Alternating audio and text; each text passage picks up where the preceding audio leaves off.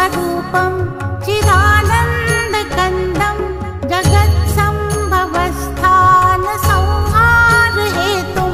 स्वभक्तेच्छया मानुषं दर्शयन्तं